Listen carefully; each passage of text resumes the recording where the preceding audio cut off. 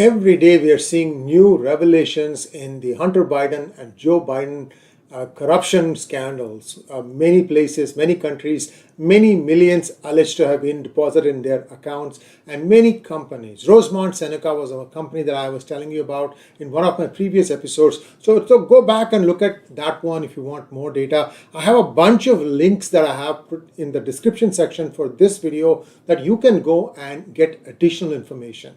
So how much mess are the Bidens in? Let's take a quick look. Here we go.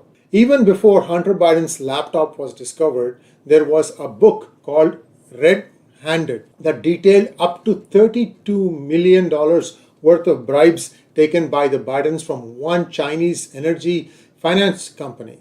And that's just one number. And I'm going to show you all the new revelations that are coming up. Here we go. First of all, the first one is the Chinese energy company. This is now defunct. It is closed. And this entity had very close links with the Chinese Communist Party. And according to the book Red-Handed, the amount of bribes given through Joe Biden's brother, and also a bunch of other people, total amount was close to $32 million.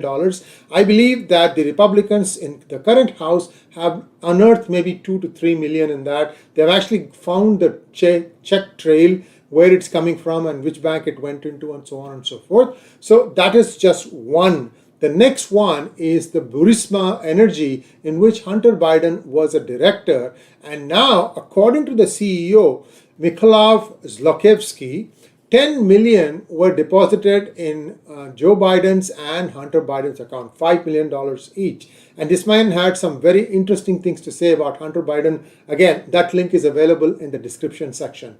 Romania, that's another country that is alleging a lot of bribes were paid. This is just the tip of the iceberg. You cannot have one country only giving bribes. Who knows what other bribes were given to these people. Now, the 10 million I talked to you about Burisma, well, that just exploded. If you take a look at this Twitter thread, and again, I have given you the Twitter thread link, and you can go and click on that to watch a video by Chanel Rion, and you will understand this number is not 10 million, but it is $44 million. Just one company, Burisma Energy.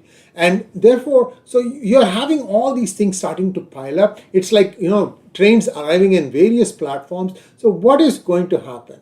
What is really going on? Well, you remember that I think I told you about this in a previous episode, that Susan Rice is out of the White House. And I had also suspected that it was Susan Rice who was taking directions from Barack Obama's group, whatever you will call, or that entity, and making Biden do a few things. But then Biden finally said, no, enough is enough. And then she left one day. The next day he announced that he is running for president again.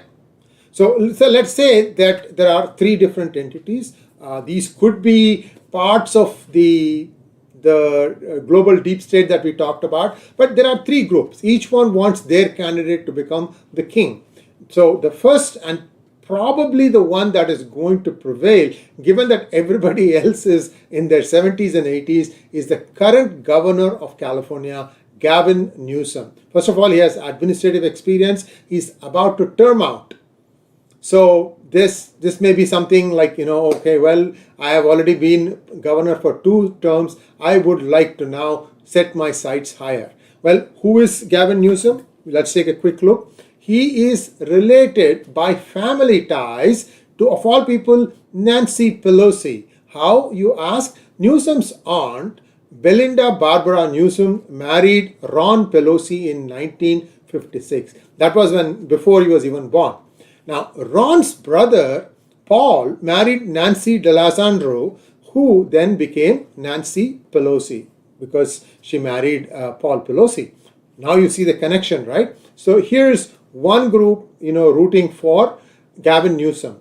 The other one, of course, is Michelle Obama. You saw that Barack Obama had come out of his seclusion and made one scathing interview in which we all took notice of what he was talking about India, but he also took potshots at the current president of the United States, Joe Biden. And this happened after Susan Rice was booted out. So you understand now. So Barack Obama could be, I'm not saying is, could be pitching for his wife to become the president. But then she hasn't had any administrative experience. She has not been a senator. She has not been a congresswoman. That would be like a double, triple, multiple promotion for her. Will that happen? I don't know, but this is an outside chance. Another one who has thrown her hat in the ring is unfinished business Hillary Clinton, who was a senator of New York, who is the wife of Bill Clinton. Again, there are many powerful people behind her candidacy also. Which one is going to prevail? Or is Joe Biden going to see the back of all of them and continue to run for 2024 election? We can't tell who's going to win the 2024 presidency. It's too soon to predict that. We will only be able to wait and see what happens. Thanks for watching. Please like, share, and subscribe to our channel. Don't forget to click on the bell button